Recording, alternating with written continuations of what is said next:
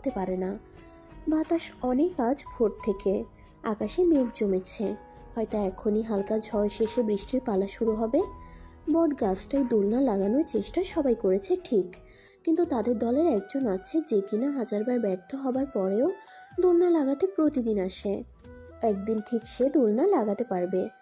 আজও সে এসেছে তার সেই আত্মবিশ্বাস নিয়ে, হাতে মোটা দড়ি।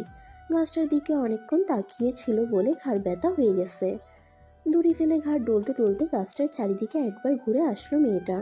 তারপর দড়িটা নিচ থেকে তুলে গাছে উঠতে চেষ্টা করলো, কিন্তু তার কপাল, সে তো গাছে উঠতে জানে না। উঁচুতে গেলে তার শরীর খারাপ হয়, মাথা ঘুরে। দড়িটার শেষ প্রান্তে একটা পাথর গিট্টু দিয়ে লাগিয়ে ছুঁড়ে মারলো ডালের দিকে।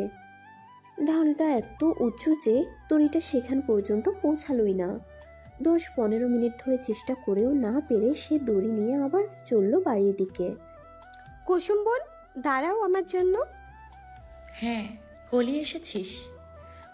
পারলে না তো, আমি জানতাম তুমি পারবে না। স্কুল ছুটি হয়েছে তোর আজ এত তাড়াতাড়ি? কুসুম মাথা চুল